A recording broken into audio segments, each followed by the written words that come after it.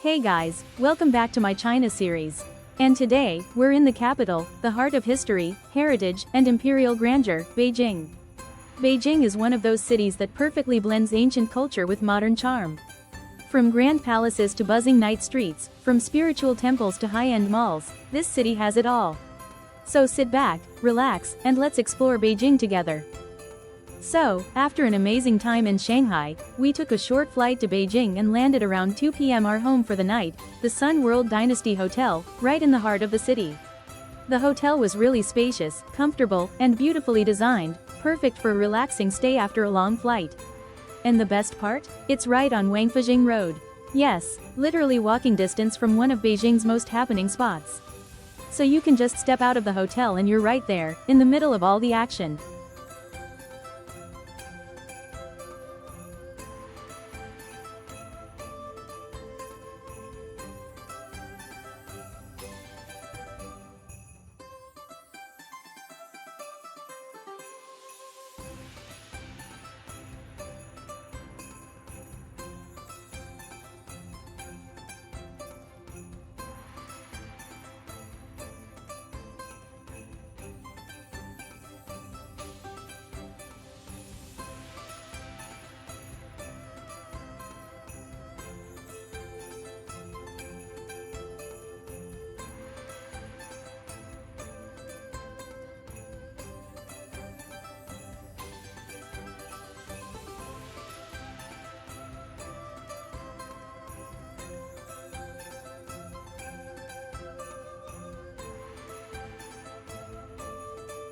After a quick freshen up, that's exactly what we did. We stepped out to explore Wangfujing Road, one of Beijing's most famous shopping and food streets. And let me tell you, this place comes alive in the evening.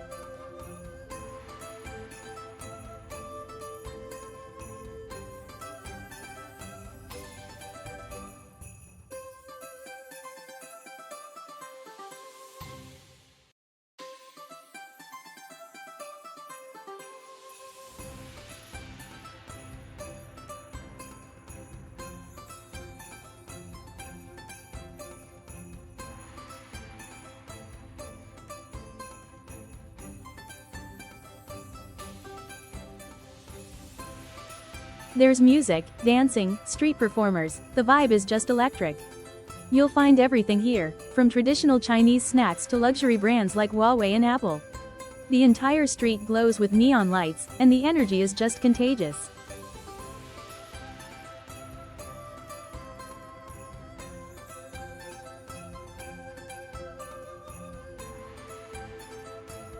And if you're a foodie like me, you'll absolutely love the Palace Mall nearby. It has a really nice Indian restaurant to end your evening on a delicious note.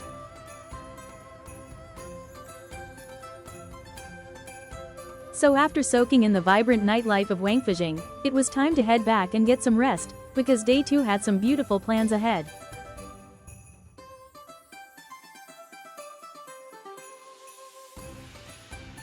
Good morning from Beijing.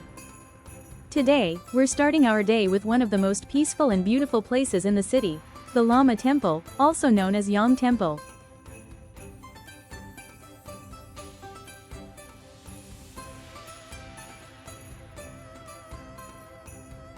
We took the metro to get here, super convenient and easy to navigate. And guess what? The tickets cost just around 30 yen per person, so it's really affordable. You can buy them right at the entrance, and there's usually no long queue, which is great. Now, let's talk about the temple itself. The Lama Temple is actually one of the most important Tibetan Buddhist temples outside Tibet. It was built in the late 17th century and was once the residence of Emperor Yongjung before he ascended the throne. The architecture is breathtaking, golden roofs, vibrant red pillars, and that typical incense aroma that instantly makes you feel calm and connected. You'll see giant Buddha statues, intricate carvings, and monks chanting softly in the halls. It's truly an experience that touches your soul. So if you want to escape the city buzz and experience something serene, the Lama Temple should definitely be on your list.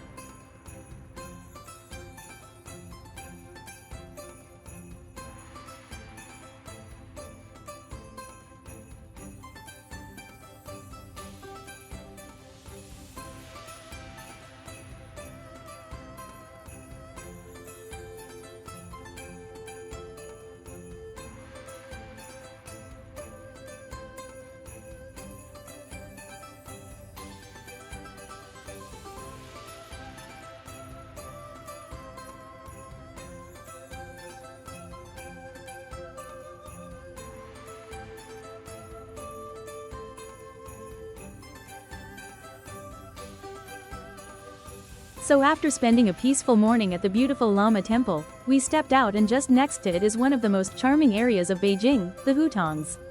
Now, if you're wondering what hutong means, it's actually a term used for the narrow traditional lanes or alleys that connect old-style courtyard houses in Beijing. These neighborhoods date back hundreds of years, and walking through them feels like stepping into a living museum of old Beijing.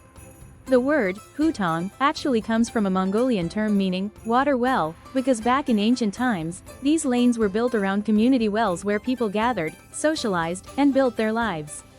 Isn't that fascinating? Even today, these hutongs are beautifully preserved, a mix of old Beijing charm and modern creativity. You'll see traditional brick houses with red doors, hanging lanterns, bicycles parked outside, and cozy little shops tucked in every corner. And what I loved most was how lively and welcoming the area felt. There are boutiques selling trendy clothes, small souvenir stores, and cute cafes. I even spotted KFC and CCD here, along with plenty of places to just sit, eat, and relax. It's the kind of place where you can just wander without a plan. Every turn shows you something different. You'll find tourists, locals, artists, everyone blending into this colorful, easygoing vibe. Honestly, if you visit Lama Temple, you must take a stroll through the hutongs right outside. It's such a refreshing experience. You get to see Beijing beyond the big monuments, more local, more real, more personal. So guys, after exploring the beautiful Lama Temple and the super lively hutong lanes, our next stop for the day was Tiananmen Street.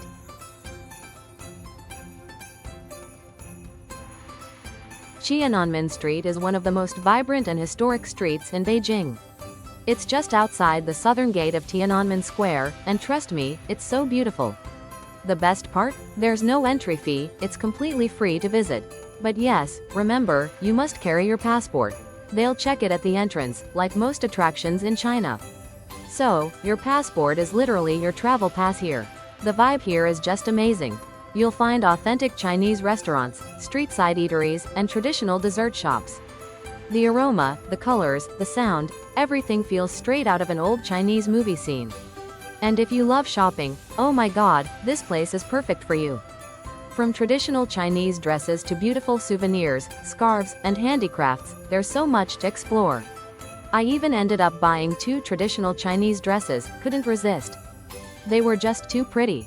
As the evening sets in, Tiananmen Street turns even more magical. The red lanterns light up, the street gets busier, and there's this really warm, lively energy all around. So after exploring for a couple of hours, grabbing some snacks, and doing a little shopping therapy, we finally took the metro back to our hotel. And that's how we wrapped up our amazing day 2 in Beijing.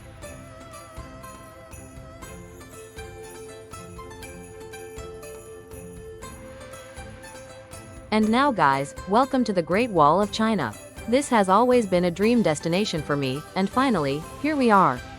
Just look at this entrance, it already feels grand, right? You can literally sense the history and adventure waiting ahead. Before you actually reach the Great Wall, there's this super cute area filled with little souvenir shops, cafes, and local food stalls.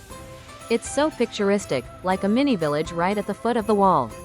You can stop here, grab something to eat, buy some souvenirs, or even rest for a bit before starting your journey up. Alright, so once you enter, the first thing you have to do is take a shuttle bus from point A to point B. This shuttle ride is included in your ticket, you just show your passport, and that's it. It takes you a bit closer to the mountain base, and from there, it's time for some walking.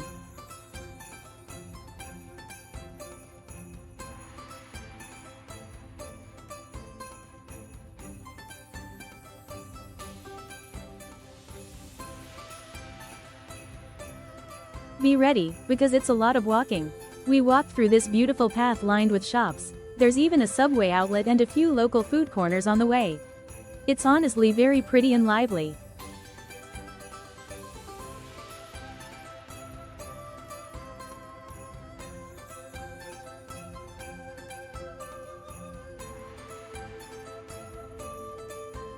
After a long but fun walk, we finally reached the cable car station. And this is the moment you start realizing how massive and magical this place really is. We took the closed cable car, and the view from here, oh my god, absolutely breathtaking. The mountains, the greenery, and that first glimpse of the wall snaking through the hills. It just gives you goosebumps. So guys, quick story time. We booked our Mutianyu Great Wall day tour through Agoda. You'll also find the same one on Klook. It was around 1,000 rupees per person, including transport from Beijing, return, and even the entry ticket. Just a heads up, make sure you enter your correct passport details while booking because in China, literally everything is linked to your passport, your tickets, entries, everything. Now here's the funny part. Our meeting point was Dongximen Station, exit B, and the bus was leaving at 10 a.m. We reached at 10:10, and the bus had already left. We panicked for a second but then booked a Didi taxi, which is like China's Uber, and headed straight to Mutianyu. It cost us around 1,300 rupees to 1,400 rupees. When we reached, we went to the Mu bus tour office, and luckily our guide was super sweet. She checked our passports and said our tickets were already in the system, so we didn't have to buy anything again. And get this, she'd even tried to message us on WhatsApp. But Sudanshu had deleted his WhatsApp. So yeah, travel tip, always keep WhatsApp active when you're abroad. And remember, in China, your passport is literally your ticket. And finally, after the long walk, cable car, and little chaos, we made it. Standing on the Great Wall of China felt unreal.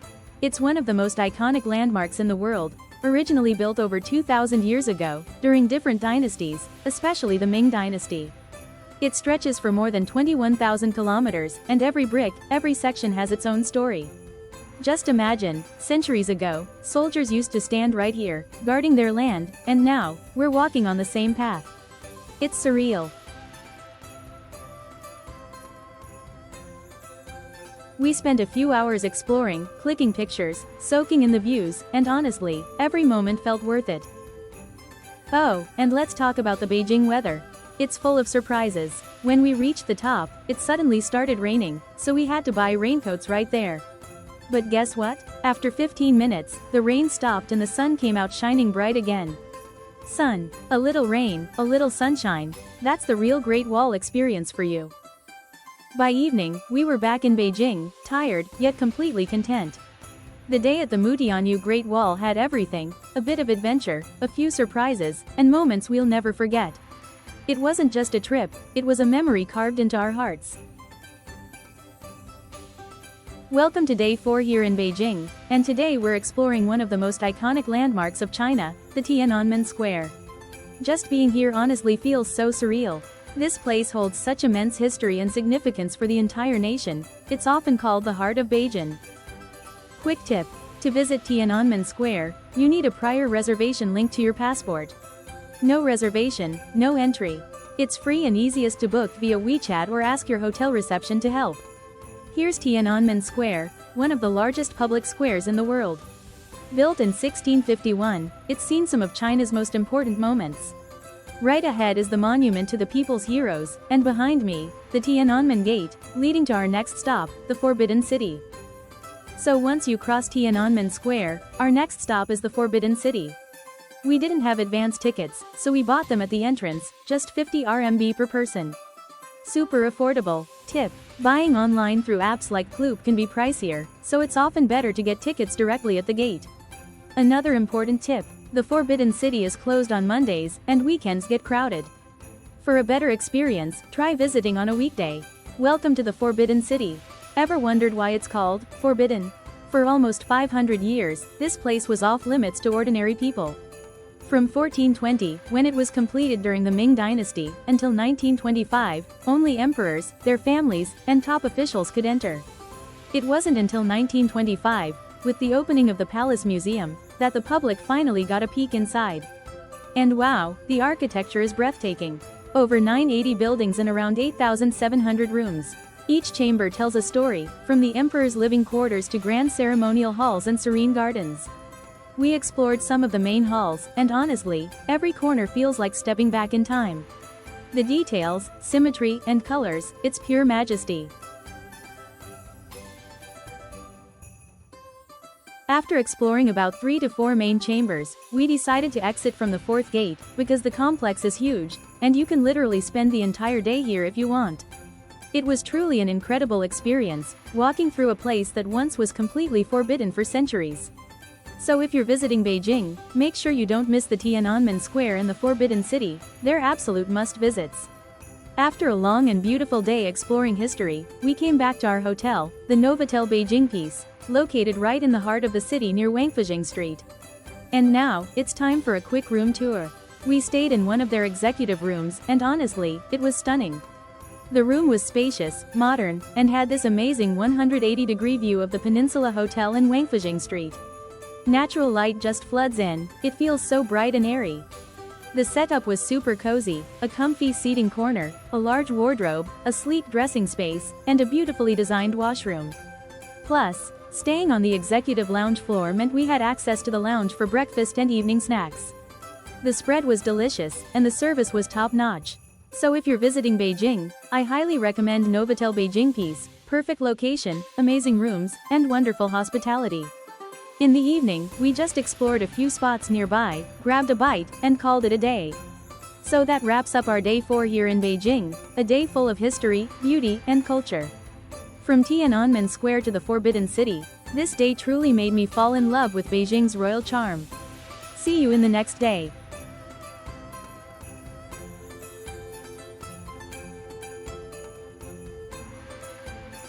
Good morning, guys. Right now, we're having our breakfast at the executive lounge floor of Novotel Beijing Peace. And can you believe the view? You can literally see the Forbidden City from here. The morning is so pleasant, the weather is just perfect, the vibe is amazing. Let's quickly have a good breakfast and then head to Universal Studios Beijing. And here we are. Welcome to Universal Studios Beijing. It feels absolutely amazing to be here. We had booked our tickets before coming to China through Klook. Adult tickets cost around 5,200 rupees per person. Child tickets were a bit cheaper, around 4,600 rupees per person. The park is huge, and the vibes are just so fun and lively. There are a few famous rides you must try: Jurassic Flyer, thrilling and scenic. 3D Jurassic World ride, totally immersive. Miniso Land, perfect for kids, our Rom loved it. Make sure you download the Universal Studios app before your visit. It helps you check queue times so you don't waste hours waiting.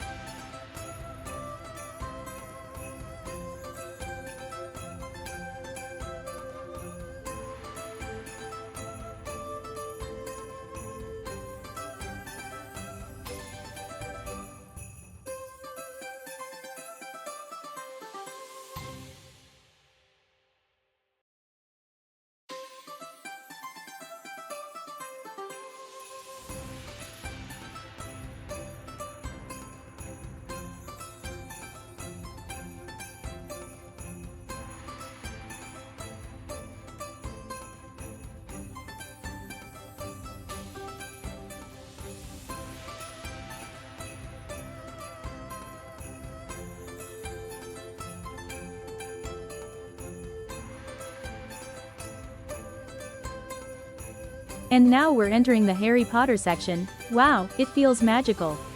The rides here are definitely worth trying, and the detailing is incredible.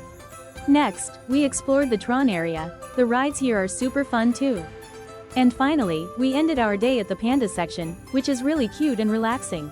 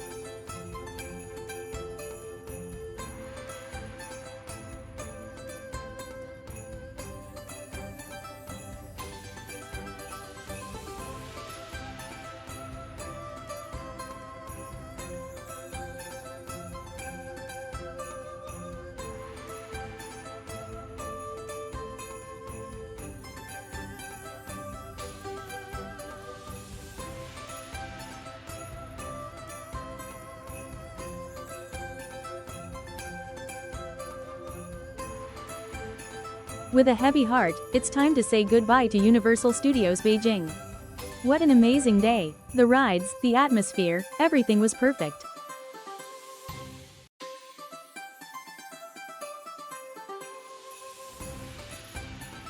Welcome to day 6. It's our last day in Beijing, guys, and I'm feeling both excited and sad. Let's start the day with a quick hotel lobby tour. The lobby is huge, with a lounge area, shops, and a grand, welcoming vibe. It really feels luxurious. Instead of a taxi, we decided to explore the Beijing metro today. It's super convenient, efficient, and a great way to see the city before leaving.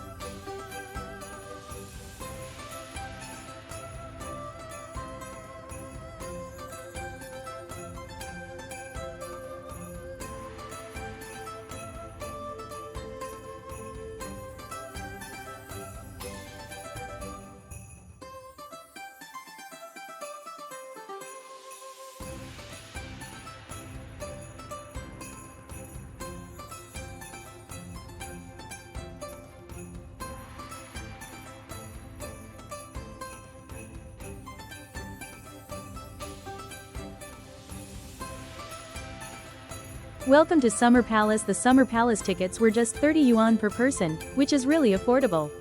Now, a little history. The Summer Palace was the royal retreat for emperors during the hot summers, which is why it's called the Summer Palace. It's about 4 times bigger than the Forbidden City, so you definitely cannot explore it all in one go.